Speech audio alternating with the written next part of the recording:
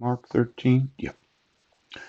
And as he went out of the temple, one of his disciples saith unto him, Master, see what manner of stones and what buildings are here? Yeah. And Jesus answering said unto him, Seest thou these great buildings? Yeah. There shall not be left one stone upon another that shall not be thrown down. And as he sat upon the Mount of Olives over against the temple, Peter and James and John and Andrew asked him privately, Tell us, when shall these things be? And what shall be the sign when all these things shall be fulfilled? And Jesus answering them began to say, Take heed lest any man deceive you. Yes. For many shall come in my name, saying, I am Christ, and shall deceive many. And when ye shall hear of wars and rumors of wars, be ye not troubled. For such things must needs be, but the end shall not be yet. For nation shall rise against nation, and kingdom against kingdom. And there shall be earthquakes in divers places, and there shall be famines and troubles. These are the beginnings of sorrows. But take heed to yourselves, for they shall deliver you up to councils, and in the synagogues ye shall be beaten, and ye shall be brought before rulers and kings for my sake, for a testimony against them. Now, the way that I'm interpreting this, yes, is that famines and troubles, yeah, it's not going to be, well, if I have anything to say, yes. We're not going to have any famines. No. We're not going to have any droughts. No.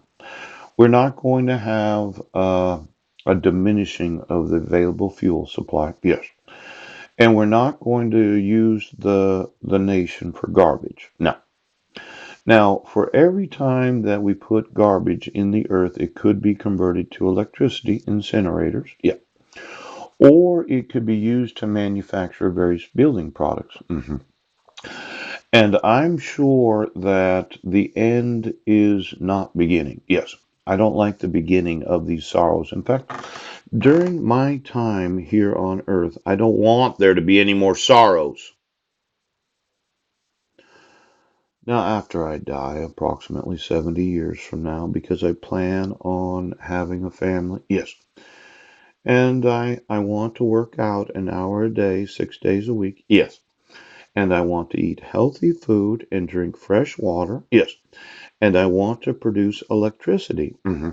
Now, for all of you that were deceived in thinking this was the end of times, yes, hmm I don't want that to happen. See, I think it would be so much easier, yes, to put this government in prison, completely replace you with other citizens, and then everybody could decide to go the way I want to go. And that way I could be sure, yes, that we are not going to have the beginning of sorrows. Yes. Now, somebody had sown in this idea that it was the end of humanity. Yes. hmm I thought for sure we had the availability of doubling the size of humanity. Yes. Reducing the actual national debts of every nation by 50%. Yes, by the time I die. Yeah.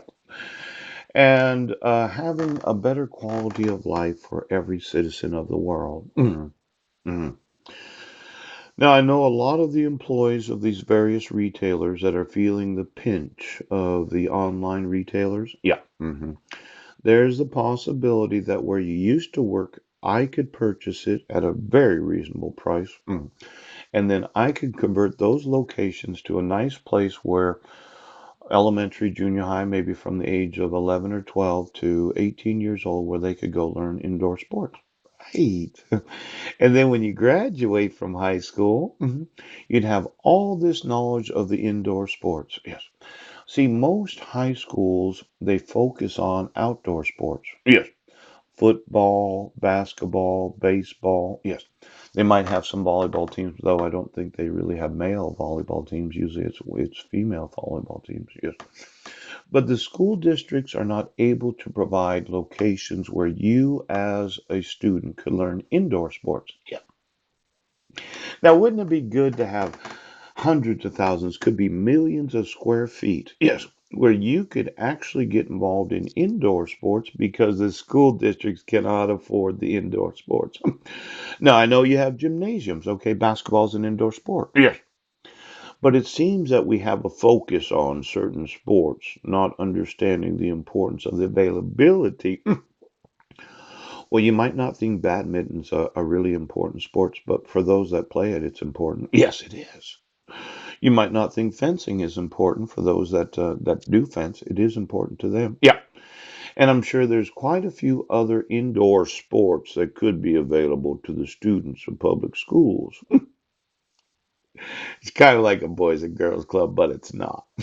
It's specifically designed for students that want to play sports that happen to be indoor sports. Yes.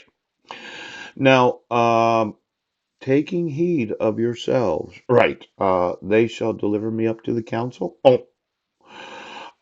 The synagogue shall, I shall be beaten. Yes. You're going to involuntarily admit me to a mental institution because of the defrauding of the United States of America. There's no possible way that I could have you tried in war crime tribunals. Yes. For defrauding the United States. Yeah. Mhm. See, I really don't think it's the end of times. It hasn't started yet. Yes. Now, in verse 10, and the gospel must first be published among all nations. But when they shall lead you and deliver you up, take no thought beforehand what ye shall speak. Yes. Neither do ye premeditate. But whatsoever shall be given you in that hour, that speak ye, for it is not ye that speak, but the Holy Ghost. Now, for all the times that I've been to court for the false accusation of violating the fraudulent protection order, at my own peril, I told Judge Porter, or was that what?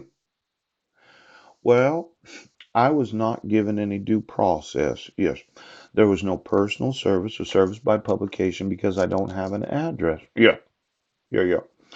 And then there was Judge Landis. Yes. Do you remember when I told you? Well, if you read the protection order, the petitioner didn't sign it.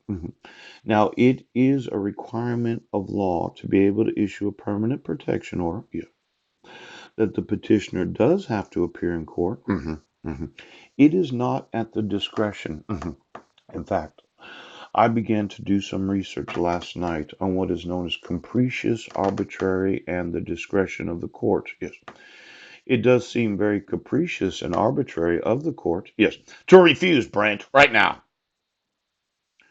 Now, I'm wanting to put in prison a large number of state and federal employees. Yes.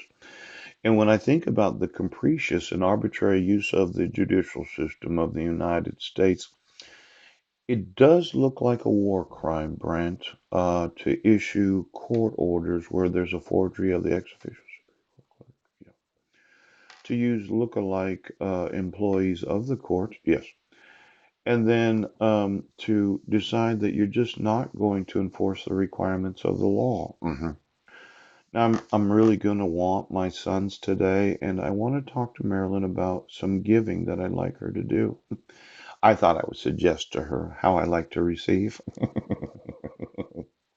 There's a certain way a woman could give to a man that he cheerfully receives what is offered.